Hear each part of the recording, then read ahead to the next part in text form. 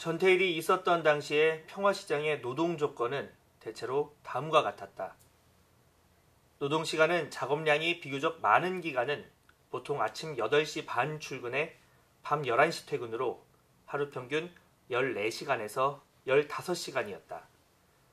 일거리가 밀릴 때에는 물론 야간 작업을 하는 일도 허다하며 심한 경우는 사흘씩 연거푸 밤낮으로 일하는 경우도 있다. 업주들이 어린 시다들에게 잠 안 오는 약을 먹이거나 주사를 놓아가며 밤일을 시키는 것도 이런 때이다. 한 달을 통틀어 휴일은 이틀, 제1주일과 제3주일의 일요일인 경우가 대부분이었으며 그것이나마 꼭 지켜지지는 않았다. 여성 노동자가 대다수를 차지하고 있는 이곳에서 생리휴가라는 것은 있어 본 일도 없고 생각도 할 수 없는 일이었다. 요컨대 평화시장 일대의 노동자들에게 일정한 노동시간이라는 것이 처음부터 아예 없으며 업주가 필요로 할 때에는 언제든지 노동을 해야 했다. 아침 8시경에 출근하여 재봉틀 앞에 앉으면 낮 1시 점심시간이 되어서야 잠시 허리를 펴게 되고 앉은 자리에서 도시락을 후딱 먹어치우고는 다시 허리를 구부리고 작업에 들어가 밤 10시나 11시가 되어서야 자리에서 일어나는 생활. 중간에 변소 가는 일도 거의 없는 참으로 불가사의한 생활이 평화시장 여공들의 일과였다. 게다가 이들이 해내고 있는 작업은 아는 사람은 알겠지만 경무 중에도 경무이다. 미싱사들의 경우 종일 허리를 구부리고 앉아서 행여 1ml라도 착오가 생길세라 신경을 곤두세우고 눈의 초점을 재봉바늘 끝에 고정시킨 채로 손가락에 뻣뻣이 힘을 주어 옷감을 누르고 발로는 쉴 새 없이 재봉틀을 밟는다. 두꺼운 것을 박을 때에는 손가락에다 힘을 주는 것이 어깨를 통하여 온몸으로 힘이 가고 인맥까지 굳어져 버린다. 숙련된 미싱사라도 이렇게 오전 몇 시간을 일하고 나면 예외 없이 어깨와 등허리가 뻑뻑하게 결린다. 우선 손목이 시어서 견딜 수가 없고 심한 경우에는 점심 먹을 때 젓가락질을 할 수가 없을 정도이다.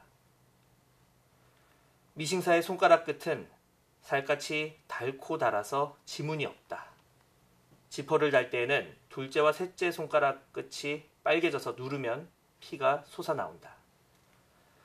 하루의 일을 끝내고 자리에서 일어나면 어지럼증이 나고 장단지가 띵띵 붓고 몸 구석구석이 쑥쑥 아리며 힘이 빠져서 걸음을 걷기가 힘들다. 퇴근할 때 구두를 신으려면 부어오른 발등이 구두에 들어가지 않아 억지로 구두끈을 졸라맨다. 미싱사들의 발등에는 거의 예외 없이 구두끈 자국이 남아있다. 이상은 물론 미싱사들의 노동 참상의 극히 작은 일부분에 대한 묘사에 지나지 않는다.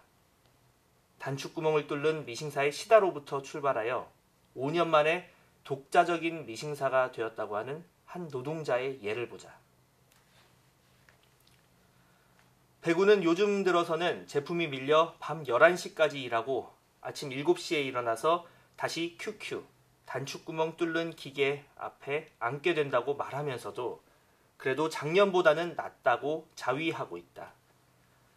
작년에는 보세 가공 제품이 너무 밀려 꼬박 이틀 밤을 새웠는데 주인이 좀 쉬라고 해서 일어섰더니 정신은 멀쩡한데 몸을 가눌 수가 없어 그대로 쓰러졌고 목에서는 응어리진 핏덩이가 나오더라고 말하였다.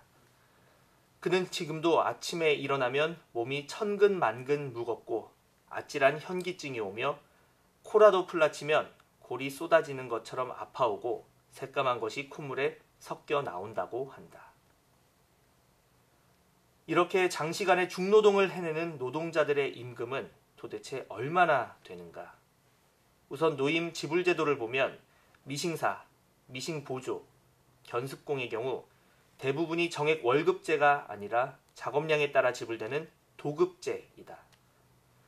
따라서 견습공과 미싱보조의 임금은 업주가 직접 지불하지 않고 오야 미싱사가 지불하게 되는데 이것은 근로기준법상의 임금 직불원칙에 위배되는 것으로 이에 의하여 견습공과 보조공의 저임금이 합리화되고 있다.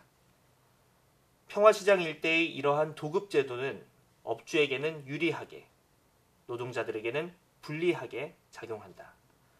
작업량에 따라 수입이 크게 달라지기 때문에 생활고에 쫓기는 임시공들은 노동시간 단축이나 임금 인상 투쟁에 관심을 가지기보다는 하나라도 더 제품량을 늘려서 수입을 올리는 데만 신경을 쓰게 되고, 어떤 경우에는 몸이 가루가 되든 말든 일감이 많아져서 노동시간이 길어지는 것을 오히려 환영하는 경향까지 있다.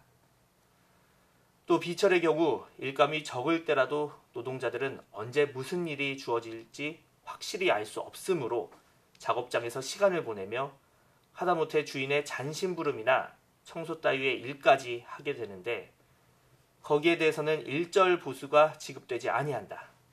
더욱이 일거리가 밀리는 대목 같은 때에도 일을 시작하기 전에 미리 제품 한 매당 얼마를 준다는 합의를 분명히 해두지 아니하고 그냥 일을 시키고 나서 일이 다 끝난 다음에야 업주가 일방적으로 그저 재량껏 주기 때문에 노동자들은 실제 작업량에 비하여 정당한 대가를 받지 못하게 되는 경우가 대부분이다. 그것은 그렇다 치더라도 도대체 이렇게 하여 노동자들에게 지불되는 임금의 수준이 어느 정도인가 하면 이것은 극히 낮은 저임금이다.